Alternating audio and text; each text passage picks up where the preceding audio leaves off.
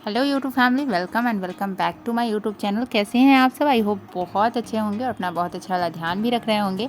जीवन को बेहतर से बेहतरीन बनाने के प्रयास में लगे होंगे। तो आज सुबह की शुरुआत कल से थोड़ी सी जल्दी हुई थी, लेकिन सुबह उठने के बाद मेरी तबीयत उतनी अच्छी नहीं लग रही थी। शादी के बाद ना बहुत सारी महिलाओं में एक ये भी प्रॉब्लम हो जाती है कि शादी से पहले तो वो बहुत हेल्दी रहती हैं, लेकिन शादी के बाद अचानक से उनके हेल्थ इशू शुरू हो जाते हैं। तो मैं भी शादी से पहले बहुत हेल्दी थी, मुझे कोई हेल्थ इशूज़ नहीं था, बट शादी के बाद मुझे भी बहुत सारे हेल्थ इशूज़ आ चुके हैं। तो इसलिए मैंने सुबह उठ के सबसे पहले नहाने का काम किया था, क्योंकि कल रात में ना बहुत ज़्यादा गर्मी थी। तो मैं सुबह उठ के इसलिए नहा ली कि थोड़ा फ्रेश फील हो, और नहाने के बाद ही बाकी घर का काम किया। झाड़ू वगैरह भी मैंने बाद में ही लगाया। तो अभी बिहार में ना इतनी ज़्यादा गर्मी हो रही है कि गर्मी से किचन में बिल्कुल भी मन नहीं करता है खाना बनाने का। तो मेरे हस्बैंड को भी खाना खाने का मन नहीं कर रहा था, तो वो बोले कि वो दही चूड़ा खाएंगे। तो आज मैंने खाना छोड़ ही दिया, क्योंकि मेरे बच्चों को भी दही चूड़ा अच्छा लगता है। तो मैंने थोड़ा सा टाइम घर की सफाई को एक्स्ट्रा दे दिया, और थोड़ा सा घर की सफाई मैं करने लग गई। मंडे से बच्चों की स्कूल भी ओपन हो रही है। तो वासु का ना, जो वासु को तो रिटेन अभी होता नहीं है, तो प्रोजेक्ट वर्क उसको ज़्यादा मिला हुआ था हॉलीडे होमवर्क में। तो मैंने उसका प्रोजेक्ट वर्क अभी नहीं कराया था। तो आज मुझे वासु का प्रोजेक्ट वर्क भी कराना है। तो मैं सबसे पहले वही काम करूँगी, पहले वासु को प्रोजेक्ट वर्क कराऊँगी, और उसके बाद मैं सोची थी कि मैं अपना आज से ना हिस्ट्री और पॉलिटी की क्लास भी स्टार्ट कर दूँगी। तो अभी मैं यहाँ पे वासु का जो प्रोजेक्ट वर्क है उसको कराने की कोशिश कर रही थी। तो मैंने सोचा था कि मैं बस वासु को दूर दूर से बस इंस्ट्रक्शन दूंगी और सारा काम ना वासु से ही करवाऊंगी। तो उसी तरह से मैंने सेम किया अभी। तो जो भी उसके पिक्चर जो पेस्ट करने थे कार्डबोर्ड पे, तो मैंने सारे प्रिंट आउट करके उसके मंगवा लिए थे। तो सबसे पहले इसको बॉडी पार्ट्स को पेस्ट करना था, तो मैं सबको कटिंग कर दे रही हूँ, और मैं फेविकॉल भी इसमें लगा दूँगी, लेकिन चिपकाएगा वासु ही। हिंदी, इंग्लिश, मैथ और एक्टिविटी में दो दो प्रोजेक्ट वर्क इसको मिले हुए थे। तो मैं सोची थी अभी मैं सारा करा दूंगी, लेकिन वासु ना 2 ही प्रोजेक्ट वर्क करने में थक गया था, क्योंकि मैं इससे राइट भी सारा करवाई थी इसी से। जैसे बॉडी पार्ट्स ऊपर में लिखना था, तो मैंने इसी से लिखवाया था बॉडी पार्ट्स, क्योंकि इसको लिखना अब आ चुका है अल्फ़ाबेट, तो इसलिए मैंने इसी से लिखवाया। तो ये लिखते लिखते ना बहुत थक गया था, तो फिर मैं 2 ही करवा पाई। बिग एंड स्मॉल कॉन्सेप्ट को क्लियर करना था और उसको चिपकाना था। तो एक बिग एंड स्मॉल एंड दूसरा बॉडी पार्ट, तो ये 2 ही कर पाया था वासु। अभी टाइम 10:30 बज रहे थे, लेकिन वासु को ये प्रोजेक्ट वर्क कराने में लगभग 2 घंटे लग गए। मैं नहीं सोची थी कि इतना टाइम लग जाएगा, और 2 घंटे में इसका प्रोजेक्ट वर्क बना। 12:30 बज गए थे करते करते।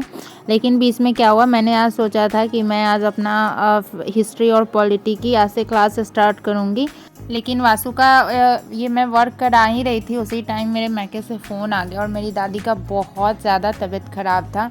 तो शायद इस वजह से भी मैं थोड़ा सा टेंशन में हो गई, और वासु को धीरे धीरे प्रोजेक्ट वर्क कराया, इसलिए भी शायद 2 घंटे टाइम लग गए। और मेरी दादी की एज लगभग 89 प्लस हो चुकी है। तो अगर कभी उनकी तबीयत ख़राब हो जाती है, तो मन में एक डर सा हो जाता है कहीं ना कहीं उनको खो देने का, क्योंकि एज बहुत ज़्यादा हो चुकी है।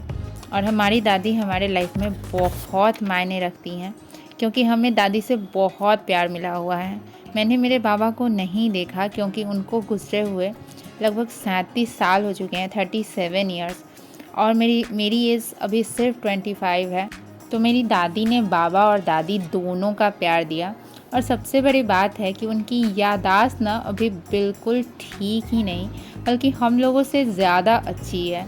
और मेरे से वो डेली बात करती हैं, बिना बात किए वो एक दिन भी नहीं रहती हैं, क्योंकि अगर एक दिन भी मैं उनसे बात नहीं करती हूँ, तो अगले दिन उनकी शिकायत रहती है कि तुमने कल कॉल नहीं किया, तुमने कल मेरे से बात नहीं किया। सारे पोता पोतियों में दादी को सबसे ज़्यादा अगर लगाव है, तो मेरे से ज़्यादा लगाव है उनको। दादी अब अपने उम्र के उस पड़ाव में है ना, कि थोड़ी सी भी तबीयत ख़राब हो जाती है ना, तो मन में डर हो जाता है। और अब उनकी हेल्थ उतनी अच्छी रहती भी नहीं है, ज़्यादातर ख़राब ही रहती है। अगर मैं सच बताऊँ ना, तो माँ से ज़्यादा प्यार दादी ने दिया हुआ है। यहाँ पर मैं दादी का वीडियो लगा रही हूँ। ये वीडियो मदर्स डे का है। उस दिन मैं मैके गई हुई थी, तो यहाँ दादी अपने बड़े बेटे से बात कर रही हैं और उनको शिकायत कर रही हैं कि मदर्स डे पे उन्होंने उनको उतना लेट याद किया, और वो भी इधर से फ़ोन किया। दादी ने हमसे पूछा था कि आज कैसे आना हुआ, तो मैं उनको बताई थी कि आज मदर्स डे है। तो मदर्स डे का तब उन्होंने बोला कि बड़े बेटे को फ़ोन करने के लिए, और वो उनको शिकायत कर रही थी कि तुमने आज मदर्स डे था तो तुमने कॉल क्यों नहीं की। तो सोच सकते हैं कि उम्र के उस पड़ाव में भी मेरी दादी की याददाश्त इतनी अच्छी है, या इन सब मामले में भी वो इतनी एक्टिव है। तो हम लोग ना कभी सोच भी नहीं पाते हैं कि दादी हमारे साथ नहीं रहेंगी कभी, लेकिन ये मतलब ऐसा इस दुनिया का, इस संसार का ऐसा नियम ही है कि जो आता है उसको जाना ही पड़ता है। लेकिन हम लोग ऐसा नहीं सोच पाते हैं अपनी दादी के लिए। तो जब मम्मी ने फ़ोन कर दिया तो दिमाग ना एकदम टेंशन में हो गया, और मैंने जो सोचा था कि मैं हिस्ट्री पॉलिटी का क्लास शुरू करूँगी तो मैंने नहीं किया। जस्ट मैं अपना बुक लेकर बैठ गई। आज मैं सोची थी कि मैं कम से कम 4 घंटे आज ज़रूर पढ़ूँगी, बट नहीं हो पाया क्योंकि मन नहीं लग रहा था। और ऐसे मैं पढ़ने बैठती हूँ ना तो फ़ोन किसी से बात नहीं करती हूँ दिन में। ज़्यादातर मैं बात करती हूँ तो या तो सुबह खाना बनाते वक्त बात कर लेती हूँ, नहीं तो फिर शाम को खाना बनाते वक्त ही बात करती हूँ। बीच में मैं बात नहीं करती हूँ किसी से। बट आज दादी का तबीयत ख़राब हो गया तो मेरे पास एक ही फ़ोन है जिससे मैं वीडियो भी बनाती हूँ और बात वगैरह भी करती हूँ। सामने जो फ़ोन पड़ा है उसमें सिर्फ टाइमर चलता है, वो फ़ोन ठीक नहीं है, ख़राब हो चुका है और उसका बैकअप भी सही नहीं है। तो इस वजह से इसी फ़ोन से सब चीज़ होता है। तो जब तबीयत ख़राब होने का सुन लिया ना तो बार बार फ़ोन करके पूछना, क्योंकि साथ में नहीं है तो वैसे में और ज़्यादा बेचैनी हो जाती है कि पता नहीं कैसी तबीयत है, अब कैसी तबीयत है।